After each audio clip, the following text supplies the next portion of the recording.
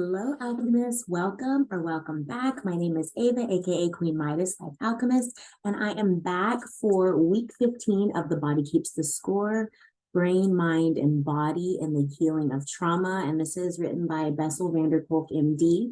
Again, this is week 15, so if you're just starting with us, welcome.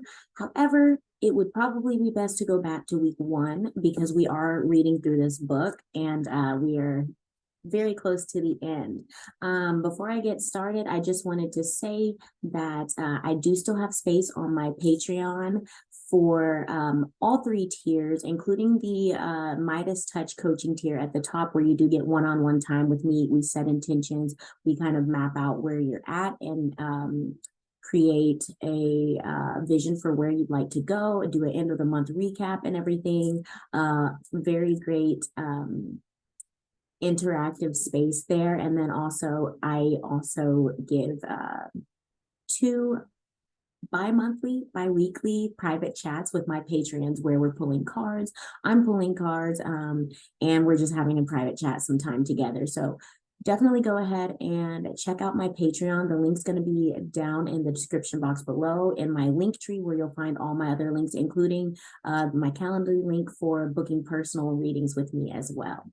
All right, so let's go ahead and get started.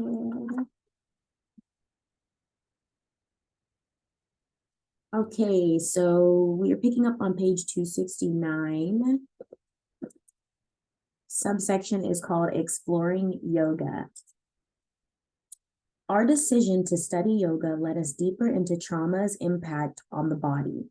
Our first experimental yoga classes met in a room generously donated by a nearby studio. David Emerson and his colleagues, Dana Moore and Jody Carey, volunteered as instructors, and my research team figured out how we could best measure yoga's effects on psychological functioning. We put flyers in neighborhood supermarkets and laundromats to advertise our classes and interviewed dozens of people who called in response. Ultimately, we selected 37 women who had severe trauma histories and who had already received many years of therapy without benefit. Half the volunteers were selected at random for the yoga group, while the others would receive a well-established mental health treatment, dialectical behavior therapy, or DBT, which teaches people how to apply mindfulness to stay calm and in control. Finally, we commissioned an engineer at MIT to build a complicated computer that could measure HRV simultaneously in 8 different people. In each study group, there were multiple classes, each with no more than 8 participants. While yoga significantly improved arousal problems and PTSD and dramatically improved our subjects' relationships with their bodies, I now take care of my body.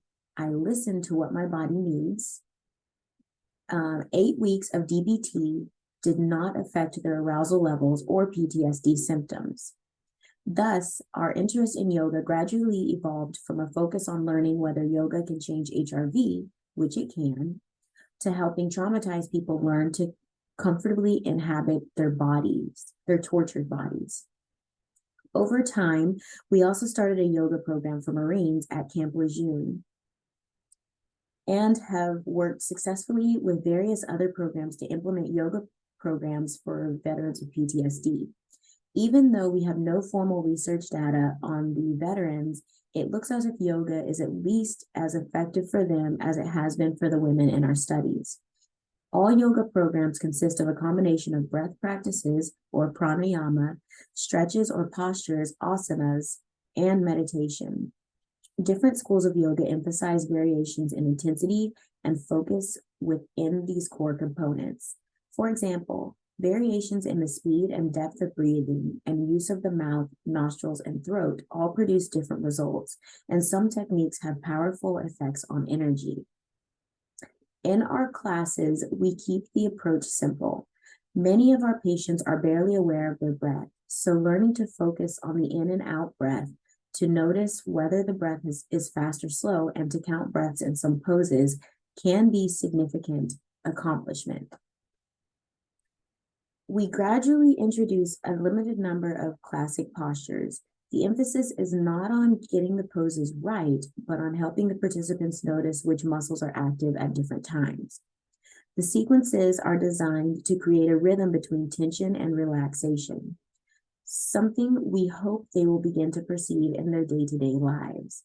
We do not teach meditation as such, but we do foster mindfulness by encouraging students to observe what is happening in different parts of their body from pose to pose.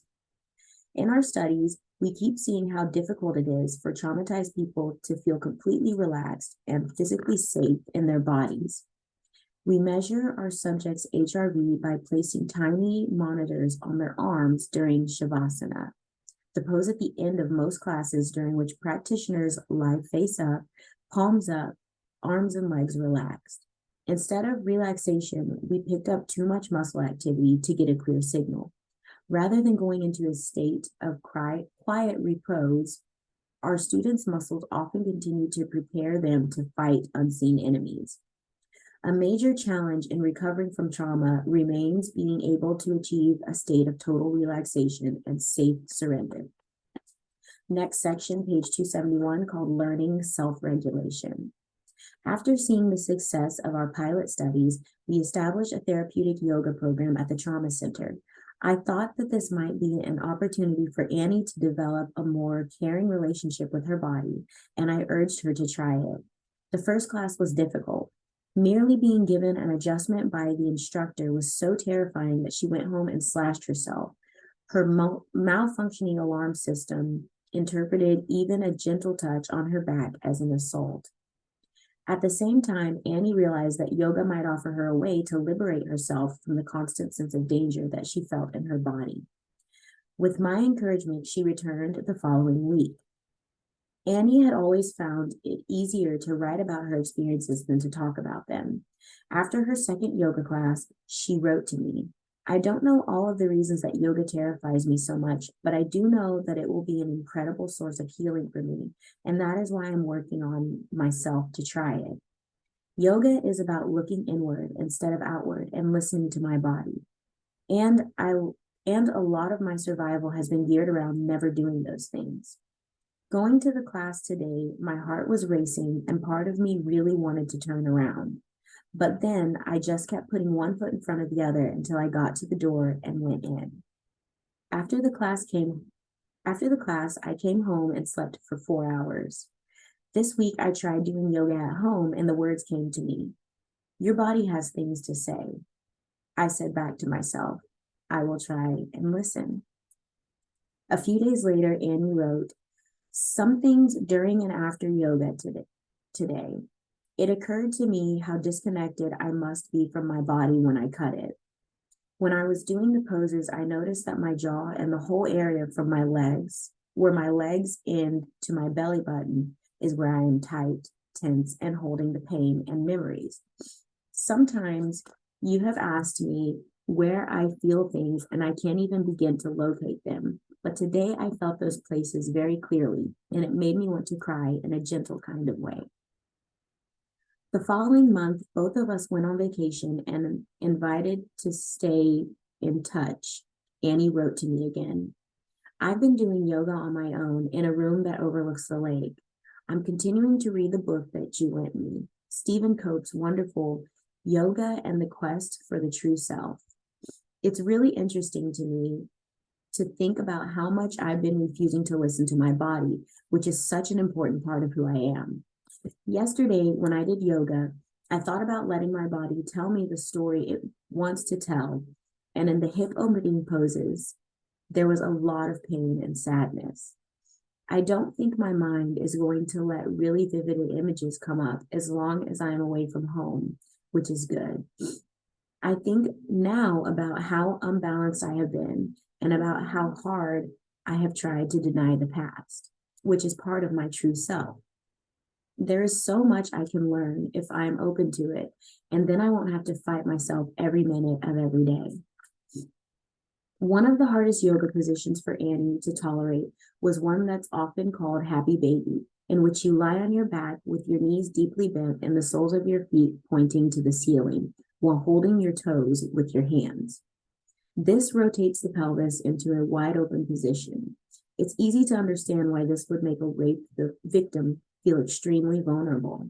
Yet, as long as happy baby or any posture that resembles it precipitates intense panic, it is difficult to be intimate.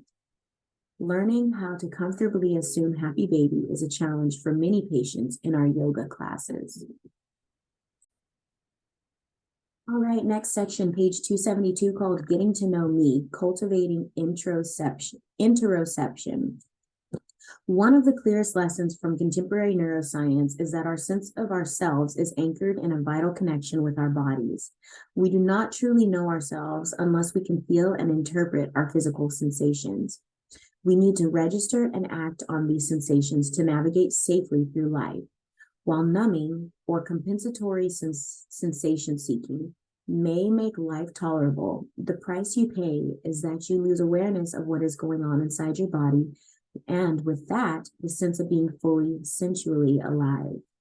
In chapter 6, I discussed alexithymia, the technical term for not being able to identify what is going on inside oneself.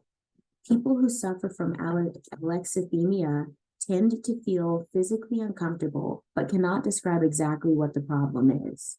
As a result, they often have multiple vague and distressing physical complaints about that doctors can't diagnose. In addition, they can't figure out for themselves what they're really feeling about any given situation or what makes them feel better or worse. This is the result of numbing, which keeps them from anticipating and responding to the ordinary demands of their bodies in quiet, mindful ways. At the same time, it muffles the everyday sensory delights of experiences like music, touch, and light, which imbue life with value. Yoga turned out to be a terrific way to regain a relationship with the interior world, and with it, a caring, loving, and sensual relationship to the self. If you're not aware of what your body wants, you can't take care of it. If you don't feel hunger, you can't nourish yourself. If you mistake anxiety for hunger, you may eat too much. And if you can't feel when you're satisfied, you'll keep eating. This is why cultivating sensory awareness is such a critical aspect of trauma recovery. Most traditional therapies downplay or ignore the moment-to-moment shifts in our inner sensory world. But these shifts carry the essence of the organism's responses, the emotional states that are imprinted in the body's chemical profile or the viscera, in the contraction of the striated muscles of the face, throat, trunk, and limbs. Traumatized people need to learn that they can tolerate their senses, befriend their inner experiences, and cultivate new action patterns. In yoga, you focus your attention on breathing and your sensations moment to moment. You begin to notice the connection between your emotions and your body. Perhaps now anxiety about a pose actually throws you off balance. You begin to experiment with changing the way you feel. Will taking a deep breath relieve that tension in your shoulder? Will focusing on your exhalations produce a sense of calm? Simply noticing what you feel fosters emotional regulation, and it helps you stop trying to ignore what is going on inside of you. As I often tell my students, the two most important phases of therapy, as in yoga, are notice that and what happens next. Once you start approaching your body with curiosity rather than fear, everything shifts. Body awareness also changes your sense of time. Trauma makes you feel as if you're stuck forever in a helpless state of horror. In yoga, you learn that sensations rise to a peak and then fall. For example, if an instructor invites you to enter a particularly challenging position, you may at first feel a sense of defeat or resistance, anticipating that you won't be able to tolerate the feelings being brought up by this particular position. A good yoga teacher will encourage you to just notice any tension while timing what you feel with the flow of your breath. We'll be holding this position for 10 breaths. This helps you anticipate the end of discomfort and strengthens your capacity to deal with physical and emotional distress. Awareness that all experience is transitory changes your perspectives on yourself. This is not to say that regaining interoception isn't potentially upsetting. What happens when a newly accessed feeling in your chest is experienced as rage or fear or anxiety? In our first yoga study, we had a 50% dropout rate, the highest of any study we've ever done. When we interviewed the patients who left, we learned that they had found the program too intense. Any posture that involved the pelvis could precipitate intense panic or even flashbacks to sexual assault. Intense physical sensations unleashed the demons from the past that had been so carefully kept in check by numbing and inattention. This taught us to go slow, often at a snail's pace. The approach paid off. In our most recent study, only 1 out of 34 participants did not finish.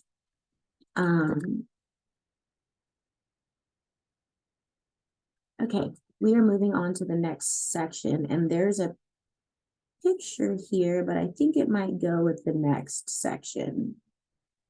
Yeah, okay. So next subsection is called Yoga and the Neuroscience of Self-Awareness on page 275. During the past few years, brain researchers such as my colleagues, Sarah Lazar and Britta Holzel at Harvard, have shown that intense meditation has a positive effect on exactly those brain areas that are critical for psychological or physiological self-regulation. In our last yoga study with 6 women with histories of profound early trauma, we also found the first indications that 20 weeks of yoga practice increased activation of the basic self system, the insula and the medial prefrontal cortex. See chapter 6. This research needs much more work, but it opens up new perspectives on how actions that involve noticing and befriending the sensations in our bodies can produce profound changes in both mind and brain that can lead to healing from trauma. After each of our yoga studies, we asked the participants what effect the classes had had on them. We never mentioned the insula or interoception. In fact, we kept the discussion and explanation to a minimum so that they could focus inward. Here's an example of their responses. My emotions feel more powerful. Maybe it's just that I can recognize them now. I can express my feelings more because I can recognize them more.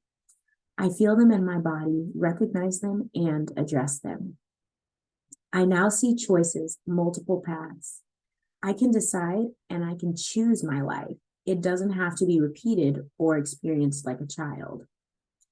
I was able to move my body and be in my body in a safe place and without hurting myself or getting hurt. Okay, next section.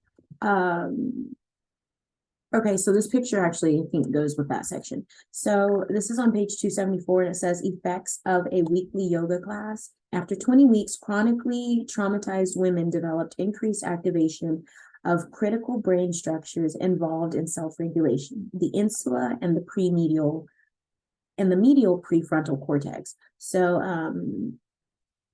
this is out of 6 patients with 2 people that were control group. And here we see the picture. This is the left insula and the right thalamus here. And then here is a picture of the right, what does that say? Dorsal medial prefrontal cortex. So it's just showing activation in those areas after those 20 weeks of yoga, which is pretty incredible.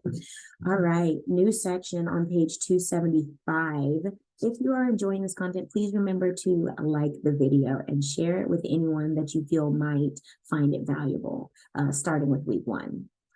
Please. This is called Learning to Communicate, page 275. People who feel safe in their bodies can begin to translate the memories that previously overwhelmed them into language. After Annie had been practicing yoga 3 times a week for about a year, she noticed that she was able to talk much more freely about what had happened to her. She thought this almost miraculous. One day, she knocked over a glass of water. I got up from my chair and approached her with a Kleenex box saying, "Let me clean that up." This precipitated a brief, intense panic reaction.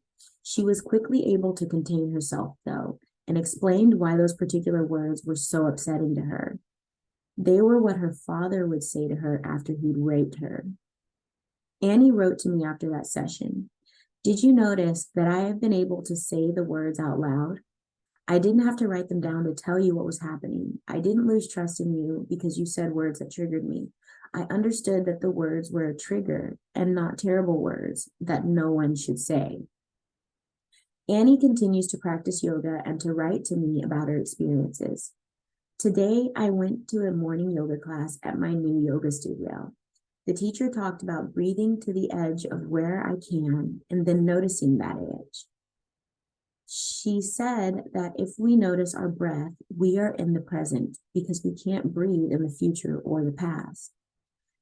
It felt so amazing to me to be practicing breathing in a way that, in that way, after we had just talked about it, like I had been given a gift. Some of the poses can be triggering for me. Two of them were today. One where your legs are up frog-like, and one where you are doing really deep breathing into your pelvis. I felt the beginning of panic, especially in the breathing pose, like, oh no, that's not a part of my body I want to feel. But then I was able to stop myself and just say, notice that this part of your body is holding experiences, and then just let it go. You don't have to stay there, but you don't have to leave it either. Just use it as information. I don't know that I have ever been able to do that in such a conscious way before. It made me think that if I notice without being so afraid, it will be easier for me to believe myself. In another message, Annie reflected on the changes in her life. I slowly learned to just have my feelings without being hijacked by them. Life is more manageable. I am more attuned to my day and more present in the moment. I am more tolerant of physical touch. My husband and I are enjoying watching movies cuddled together in bed, a huge step. All this helped me finally feel intimate with my husband. And that's the end of chapter 16, going on to chapter 17. This is called Putting the Pieces Together, Self-Leadership. And it starts out with a quote from Rumi. "This being human is a guest house. Every morning is a new arrival, a joy, a depression, a meanness. Some momentary awareness comes as an unexpected visitor. Welcome and entertain them all. Treat each guest honorably. The dark thought, the shame, the malice. Meet them at the door laughing and invite them in. Be grateful for whoever comes, because each has been sent as a guide from beyond." That's beautiful. Here's another quote from William James. I believe this is from a book, The Principles of Psychology, or a magazine. "A man has as many social selves as there are individuals who recognize him." Wow. Interesting. Okay. Starting the chapter.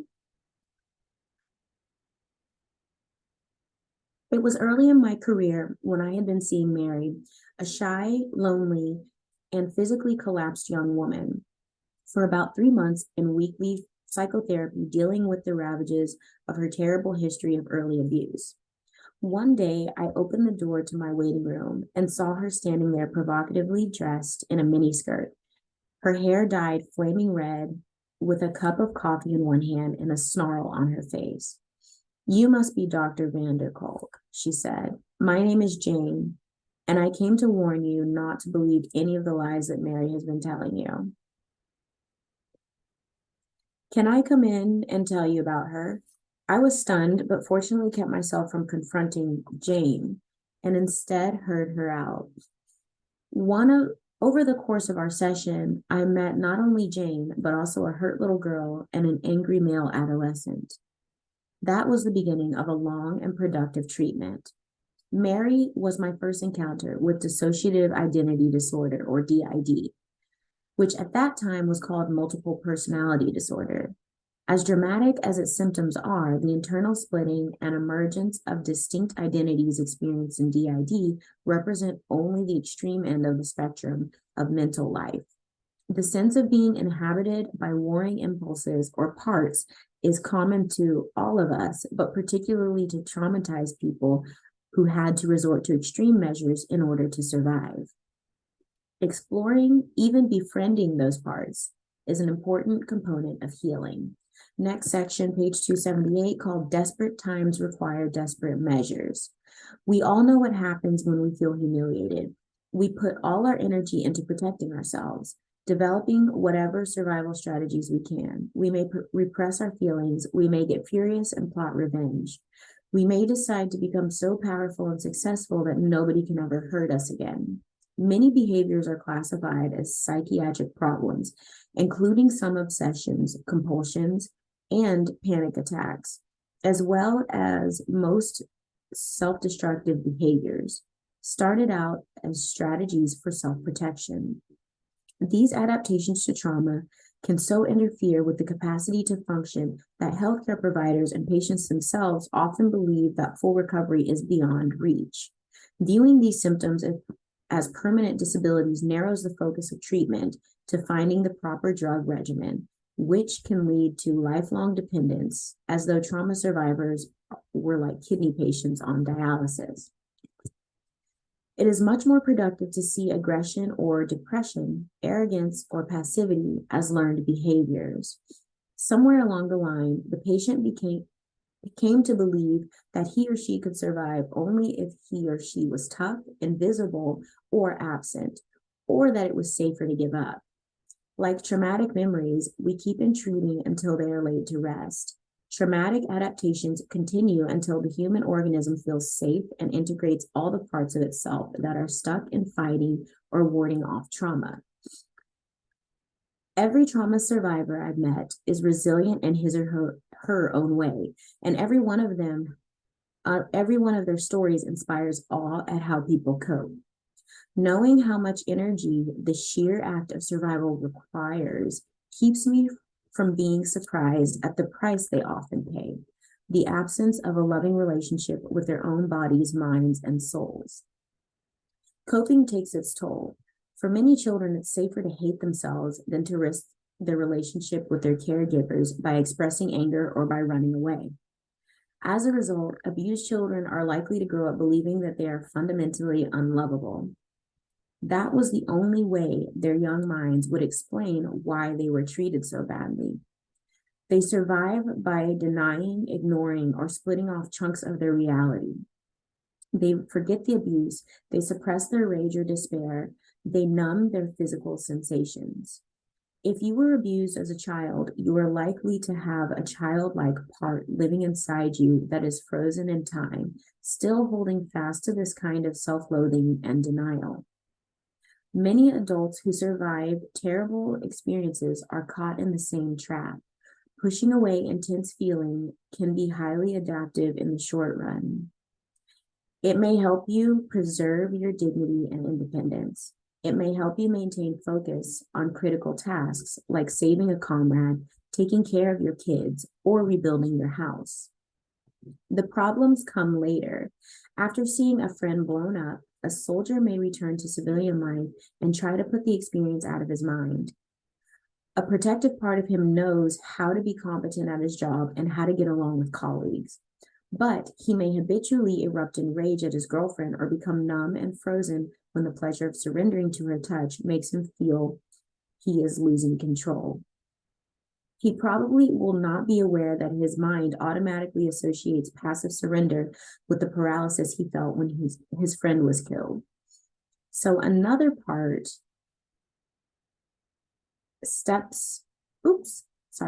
So another protective part steps in to create a diversion. He gets angry, and having no idea what set him off, he thinks he's mad about something his girlfriend did. Of course, he keeps blowing up at her and subsequent girlfriends. He will become more and more isolated. But he may never realize that a traumatized part is triggered by passivity and that another part, an angry manager, is stepping in to protect that vulnerable part. Helping these parts to give up their extreme beliefs is how therapy can save people's lives. As we saw in chapter 13, a central task for recovery from trauma is to learn to live with the memories of the past without being overwhelmed by them. Even brilliantly, in some aspects of our lives, face another, even greater challenge. Whoops. I'm going to start that over. But most survivors, including those who are functioning well, even brilliantly, in some aspects of their lives, face another, even greater challenge, reconfiguring a brain-mind system that is constructed to cope with the worst. Just as we need to revisit traumatic memories in order to integrate them, we need to revisit the parts of ourselves that develop the defensive habits that helped us to survive. New section, page 280. This is called The Mind is a Mosaic. We all have parts. Right now, a part of me feels like taking a nap. Another part wants to keep writing. Still, feeling injured by an offensive email message, a part of me wants to hit reply on a stinging put down, while a different part wants to shrug it off. Many people who know me have seen my intense, sincere, and irritable parts. Some have met the little snarling dog that lives inside me. My children reminisce about going on family vacations with my playful and adventurous parts. When you walk into the office in the morning and see the storm clouds over your boss's head, you know precisely what is coming. That angry part has a characteristic tone of voice, vocabulary, and body posture. So different from yesterday when you shared pictures of your kids. Parts are not just feelings, but distinct ways of being, with their own beliefs, agendas, and roles in the overall ecology of our lives. How well we get along with ourselves depends largely on our internal leadership skills, how well we listen to our different parts, make sure they feel taken care of, and keep them from sabotaging one another. Often parts come across as absolutes, when in fact they represent only one element in a complex constellation of thoughts, emotions, and sensations. If Margaret shouts, "I hate you," in the middle of an argument, Joe probably thinks she despises him. And in that moment, Margaret might agree. But in fact, only a part of her is angry, and that part temporarily obscures her generous and affectionate feelings, which may well return when she sees the devastation on Joe's face. Every major school of psychology recognizes that people have subpersonalities and gives them different names. In 1890, William James wrote, "It must be admitted that the total possible consciousness may be split into parts which coexist, but mutually ignore each other and share the objects of knowledge between them." Carl Jung wrote, "The psyche is a self-regulating system that maintains its equilibrium just as the body does. The natural state of the human psyche consists of a jostling together of its components and in their contradictory behavior, and the reconciliation of these opposites is a major problem. Thus, the adversary is none other than the other me." Modern neuroscience has confirmed that notion of the mind as a kind of society. Michael Gazzaniga, who conducted pioneering split brain research, concluded that the mind is composed of semi-autonomous functioning modules, each of which has a special role. In the book Social Brain, written in 1985, he writes, "But what of the idea that the self is not a unified being? There are many, and there may exist within us several realms of consciousness. From our split brain studies, the new idea emerges that there are literally several selves, and they do not necessarily converse with each other internally." MIT scientist Marvin Minsky, a pioneer of artificial intelligence, declared, "The legend of the single self can only divert us from the target of that inquiry. It can make sense to think there exists inside your brain a society of different minds. Like members of a family, the different minds can work together to help each other, each still having its own mental experiences that the others never know about." Therapists who are trained to see people as complex human beings with multiple characteristics and potentialities can help them to explore their system of inner parts and take care of the wounded facets of themselves. There are several such treatment approaches, including the structural dissociation model developed by my Dutch colleagues, Onno van der Hart and Ellert Ningenhuis, and Atlanta-based Kathy Steele. I apologize to all those people who I may have butchered their names. That is widely practiced in Europe and Richard Clough's work in the United States. 20 years after working with Mary, I met Richard Schwartz, the developer of internal family systems therapy, or IFS. It was through his work that Minsky's family metaphor truly came to life for me and offered a systematic way to work with the split off of parts that result from trauma. At the core of IFS is the notion that the mind of each of us is like a family in which the members have different levels of maturity, excitability, wisdom, and pain. The parts form a network or system in which change in any part of will affect all the others. The IFS model helped me to realize that dissociation occurs in a continuum. In trauma, the self system breaks down and parts of the self become polarized and go to war with one another. Self-loathing coexists and fights with grandiosity, loving care with hatred, numbing and passivity with rage and aggression. These extreme parts bear the burden of the trauma. In IFS, a part is considered not just a passing emotional state or customary thought pattern, but a distinct mental system with its own history, abilities, needs, and worldview. Trauma injects parts with beliefs and emotions that hijack them out of their naturally valuable state. For example, we all have parts that are childlike and fun. When we are abused, these are the parts that are hurt the most, and they become frozen, carrying the pain, terror, and betrayal of abuse. This burden makes them toxic, parts of ourselves that we need to deny at all costs. Because they are locked away inside, IFS calls them the exiles.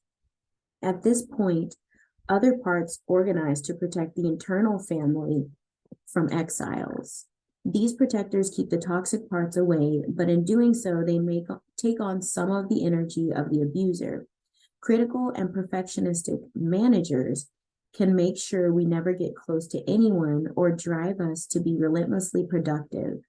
Another group of protectors, which IFS calls firefighters, are emergency responders acting impulsively whenever an experience triggers an exiled emotion. Wow, that's incredible.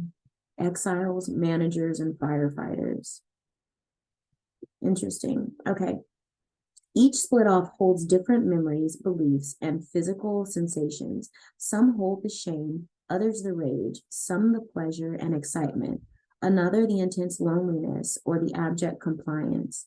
These are all aspects of the abuse experience. The critical insight is that all these parts have a function to protect the self from feeling the full terror of annihilation. Children who act out their pain rather than locking it down are often diagnosed with oppositional defiant behavior, attachment disorder, or conduct disorder. But these labels ignore the fact that rage and withdrawal are only facets of a whole range of desperate attempts at survival. Trying to control a child's behavior while failing to address the underlying issue, the abuse, leads to treatments that are ineffective at best and harmful at worst. As they grow up, their parts do not spontaneously integrate into a coherent personality, but continue to lead a relatively autonomous existence. Parts that are out may be entirely unaware of the other parts that are of the system. Most of the men I evaluated with regard to their childhood molestation by Catholic priests took anabolic steroids and spent an inordinate amount of time in the gym pumping iron. These compulsive bodybuilders lived in a masculine culture of sweat, football, and beer, where weakness and fear were carefully concealed. Only after they felt safe with me did I meet the terrified kids inside. Patients may also dislike the parts that are out. the parts that are angry, destructive, or critical. But IFS offers a framework for understanding them, and also important, talking about them in a non-pathologizing way. Recognizing that each part is stuck with burdens from the past and respecting its function in the overall system makes it feel less threatening or overwhelming. As Schwartz states, if one accepts the basic idea that people have an innate drive toward nurturing their own health, this implies that when people have chronic problems, something gets in the way of accessing inner resources. Recognizing this, the role of therapists is to collaborate rather than to teach, confront, or fill holes in their psyche. The first step in this collaboration is to ensure the internal system that all parts are welcome and that all of them, even those that are suicidal or destructive, were formed in an attempt to protect the self system, no matter how much they seem to threaten it. Okie doke, we are on to a new section called Self-Leadership on page 283. We got a couple more pages for this week, so thank you for being here and sticking with me. All right, IFS recognizes that the cultivation of mindful self-leadership is a foundation for healing and trauma. Mindfulness not only makes it possible to survey our internal landscape with compassion and curiosity, but can also actively steer us in the right direction for self-care. All systems, families, organizations, or nations can operate effectively only if they have clearly defined and competent leadership. The internal family is no different. All facets of ourselves need to be attended to. The internal leader must wisely distribute the available resources and supply a vision for the whole that takes all the parts into account. As Richard Schwartz explains, the internal system of an abuse victim differs from the non-abuse system, which, with regard to the consistent absence of effective leadership, the extreme rules under which the parts function, and the absence of any consistent balance or harmony. Typically, the parts operate around outdated assumptions and beliefs derived from the childhood abuse, believing, for example, that it is still extremely dangerous to reveal secrets about childhood experiences which were endured. What happens when the self is no longer in charge? IFS calls this blending, a condition in which the self identifies with a part, as in, I want to kill myself, or I hate you. Notice the difference from a part of me wishes that I were dead, or a part of me gets triggered when you do that and makes me want to kill you. Schwartz makes two assertions that extend the concept of mindfulness into the realm of active leadership. The first is that the self does not need to be cultivated or developed. Beneath the surface of the protective parts of trauma survivors, there exists an undamaged essence, a self that is confident, curious, and calm, a self that has been sheltered from destruction by the various protectors that have emerged in their efforts to ensure survival. Once those protectors trust that it is safe to separate, the self will spontaneously emerge and the parts can be enlisted in the healing process. A second assumption is that rather than being a passive observer, this mindful self can help reorganize the inner system and communicate with the parts in ways that help those parts trust that there is someone inside who can handle things. Again, neuroscience research shows that this is not just a metaphor. Mindfulness increases activation in the medial prefrontal cortex and decreases activation in structures like the amygdala that trigger our emotional responses. This increases our control over the emotional brain. Even more than encouraging a relationship between a therapist and a helpless patient, IFS focuses on cultivating an inner relationship between the self and the various parts. In this model of treatment, the self doesn't only witness passively observe, as in some meditation traditions. It is an active leadership role. The self is like an orchestra conductor who helps all the parts to function harmoniously as a symphony rather than a cacophony. All right, next section, page 284, getting to know the internal landscape. Again, if you are enjoying this reading, please remember to like the video and leave comments below if you have something that you would like to add to this, and share the video if you'd like, starting from week 1 if it's somebody who's new to this book. Thank you. Okay, the task of the therapist is to help patients separate this confusing blend into separate entities so that they are able to say, this part of me is like a little child, and that part of me is more mature but feels like a victim. They might not like many of these parts, but identifying them makes them less intimidating or overwhelming. The next step is to encourage patients to simply ask each protective part as it emerges to stand back temporarily so that we can see what it is protecting. When this is done again and again, the parts begin to unblend from the self and make space for mindful self-observation. Patients learn to put their fear, rage, and disgust on hold and open up into states of curiosity and self-reflection. From the stable perspective of self, they can begin constructive inner dialogues with their parts. Patients were asked to identify the part involved with the current problem, like feeling worthless, abandoned, or obsessed with vengeful thoughts. As they ask themselves, what inside me feels that way? An image may come to mind. Maybe the depressed part looks like an abandoned child, or an aging man, or an overwhelmed nurse taking care of the wounded. A vengeful part might appear as a combat marine or a member of a street gang. Next, the therapist asks, how do you feel toward that sad, vengeful, terrified part of you?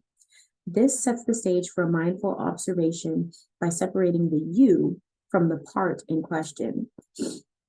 If the patient has an extreme response like, I hate it, the therapist knows that there is another protective part blending with self. He or she might ask, see if the part that hates it would step back. Then the protective part is often thanked for its vigilance and assured that it can return any time that it is needed. If the protective part is willing, the follow-up question is, how do you feel toward the previously rejected part now? The patient is likely to say something like, I wonder why it is so sad, vengeful, etc. This sets the stage for getting to know the part better. For example, by inquiring how old it is and how it came to feel the way it does.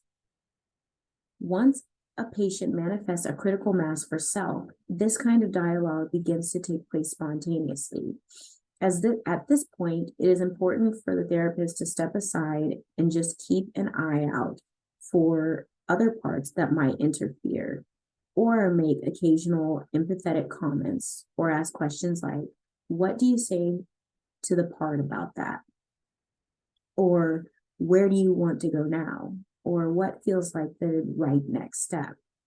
As well as the ubiquitous self-detecting question, how do you feel toward that part now? This is incredible. And it sounds like a lot of, honestly, like shadow work and inner child work too, just taking the time to observe and observe emotions, observe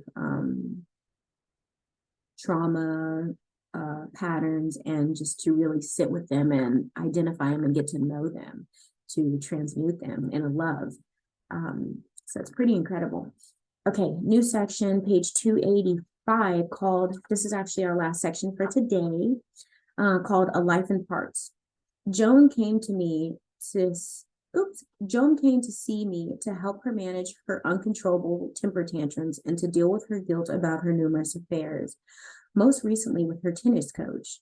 As she put it in her first session, I go from being a kick-ass professional woman to a whimpering child to a furious bitch to a pitiless eating machine in the course of 10 minutes. I have no idea which of these I really am. By this point in the session, Joan had already critiqued the prints on my wall, my rickety furniture, and my messy desk. Offense was her best defense. She was preparing to get hurt again. I'd probably let her down, as so many people had before. She knew that for therapy to work, she'd have to make herself vulnerable. So she had to find out if I could tolerate her anger, fear, and sorrow. I realized that the only way to counter her defensiveness was by showing a high level of interest in the details of her life, demonstrating unwavering support for the risks she took in talking to me and accepting the parts she was most ashamed of. I asked Joan if she had noticed the part of herself that was critical. She acknowledged that she had, and I asked her how she felt toward the critic. This key question allowed her to begin to separate that part from that part and to access herself. Joan responded that she hated the critic because it reminded her of her mother. When I asked her what that critical part might be protecting, her anger subsided, and she became more curious and thoughtful. I wonder why she finds it necessary to call me some of the same names that my mother used to call me, and worse. She talked about how scared she had been of her mom growing up and how she felt that she never could do anything right. The critic was obviously a manager. Not only was it protecting Joan from me, but it was trying to preempt her mother's criticism. Over the next few weeks, Joan told me that she had been sexually molested by her mother's boyfriend, probably around the time she was in the 1st or 2nd grade. She thought she'd been ruined for intimate relationships. While she was demanding and critical of her husband, for whom she lacked any sexual desire, she was passionate and reckless in her love affairs. But the affairs always ended in a similar way. In the middle of a lovemaking session, she would suddenly become terrified and curl up into a ball, whimpering like a little girl. These sessions left her confused and disgusted, and afterward, she could not bear to have anything more to do with her lover. Like Marilyn in chapter 8, Joan told me that she had learned to make herself disappear when she was being molested, floating above the scene as if it were happening to some other girl. Pushing the molestation out of her mind had enabled Joan to have a normal school life of sleepovers, girlfriends, and team sports.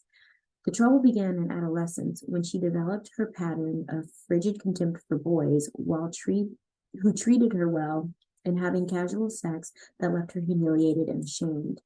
She told me that bulimia for her was what orgasms must be for other people, and having sex with her husband for her was what vomiting must be for others. While specific memories of her abuse were split off, dissociated, she unwittingly kept reenacting it. I did not try to explain to her why she felt so angry, guilty, or shut down. She already thought of herself as damaged goods. In therapy, as in memory, processing, pendulation, the gradual approach that I discussed in chapter 13 is central. For Joan to be able to deal with her misery and hurt, she would have to recruit her own strength and self-love, enabling her to heal herself. This meant focusing on her many inner resources and reminding myself that I could not provide her with the love and caring she had missed as a child. If as a therapist, teacher, or mentor, you try to fill the holes of early deprivation, you come up against the fact that you are the wrong person at the wrong time in the wrong place.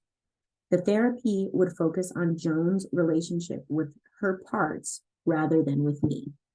And that is the end for today. Week 16, we're going to start with a section called Meeting the Managers. So this is very interesting, talking about dissociative identity disorder and the different parts of self, because it's so true. We are such complex beings, and I don't think that is acknowledged enough. We do have so many different parts of ourselves, and it makes me think of that Pixar movie with the little beings, where each being is a different emotion and they all reside within that little girl. That's like what's coming to mind in terms of like us creating these little pockets of beings that come up to protect or are pushed aside or are there to like manage everything and try to keep everything together. So really, really incredible information here. So I hope you all enjoyed this. Please remember to like the video and join me next week for week 16. We have 4 more readings left and we'll be done with the book. So thank you for being here for all 16 or 15 weeks so far. And yeah, please remember, if you would like to book a private reading with me, tarot and oracle, my Calendly link is in the description box below. Just follow the Linktree link and it's in there. Also my Patreon as well. I do still have spaces open in our tiers. We have 2 private chats a month. There's a newsletter. There's early access to videos. And also I'm going to be starting a weekly collective read that's private just for Patreons. So that will be exclusive as well. And there's also some discounts and other things in there along with the coaching tier, which is the Midas Touch. So I thank you all so much for being here. I look forward to seeing you on the next video. And remember, you are sovereign, powerful, worthy, and loved. I love you. Bye.